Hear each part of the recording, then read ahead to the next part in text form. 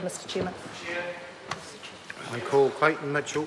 Thank you, Mr Chair. I rise on behalf of New Zealand First to take a call and just to start things off to really give assurances to those people back home that New Zealand First has got some good news today, that we won't be supporting this bill the way it sits in the House. Some more good news, we do actually support the supplementary order paper by Sue Moroney, and I would like to talk to that in a few minutes, and some bad news for the government, which I think have missed quite a big opportunity here in this bill, particularly the Accident Compensation and Financial Responsibility and Transparency Amendment Bill. The first thing that jumps to mind when I read that out is the absurdity of having a bill that actually tries to encapsulate financial responsibility and transparency as if it's some kind of a new thing that the government should be doing. In actual fact, they should have been doing this all along, having an open and transparent government and making sure they're doing the right thing with New Zealand money and putting it in the right places, as opposed to trying to balance off the books to get things straight, which of course they've failed to do miserably over the last 7 years, and I'm sure they're going to continue to fail in that vein as well. $350 million a year that has been over-collected by ACC payers, and myself as a business owner and operator have been one of those businesses that have been overcharged.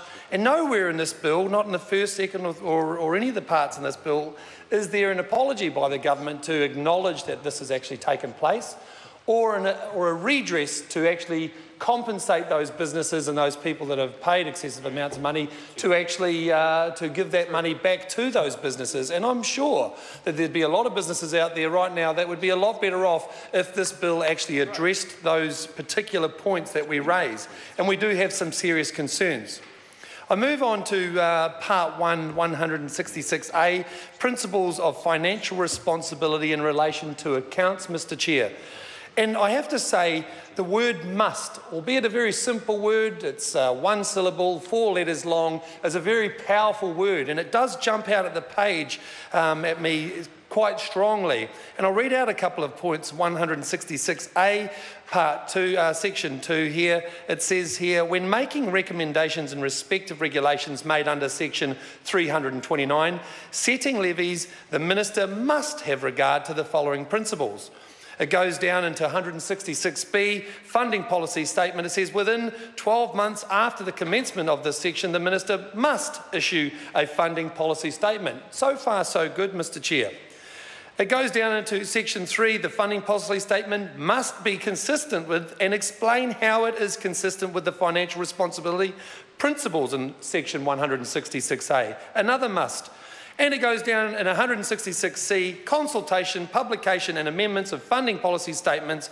Section 2, the Minister must consult such persons or organisations as the Minister considers appropriate before issuing the funding policy statement. So those are all positive things in this section of the bill, Mr Chair. However, we've had some amendments and changes in the Select Committee which have some grave concerns for the public, for New Zealand First, and we'd like to bring those to your attention now. In Part 2, 160A, Section 2, Part B, it's got here, if an account has a deficit of funds to meet the cost of prescribed in Section 1 or has accumulated surplus funds that are deficit or surplus, it's changed the word from must to should be corrected by the setting of levies at an appropriate rate for a subsequent year. Should is a fairly watered down statement after all the musts that the ministers have been doing, because that's the stuff that where the rubber meets the road, where the real changes can be made. And having a should as opposed to a must changes this piece of legislation considerably. It goes down here, Part 2, Section C, large changes in levies, change from must, Mr Chair, to should be avoided. Should, another watering down of some legislation where we expect as New Zealand taxpayers, ACC payers, to have our openness, transparency and the funding principles to be far more clearly outlaid than what they have been in the past and what this current bill doesn't adequately do, Mr Chair. Mr Chair, we do go through the whole proposed levy setting framework, and it gets down through some fairly strong steps as we're going through the procedure to determine what those funding costs are going to be.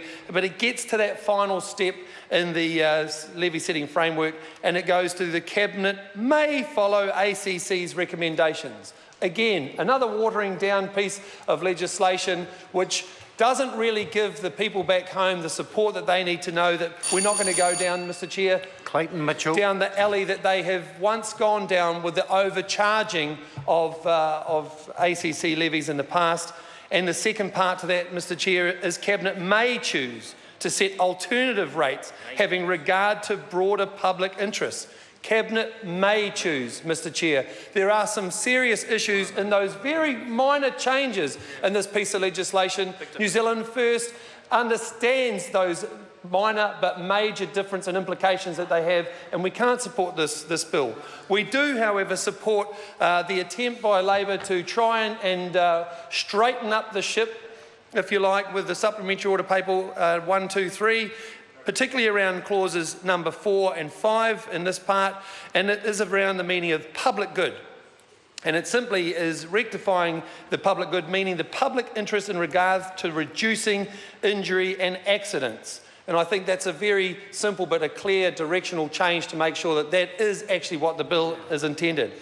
Clause number 5, after clause 5, new section 166A, 2 and C, page 3, the state of the government's fiscal position is not to be considered and not to be in consideration when setting ACC levies. We do not want to see what has been happening in the past for this government to be able to use ACC levies to balance out their books, and so we do support with pride Sue Moroney's supplementary order paper with those amendments. Thank you, Mr Chair.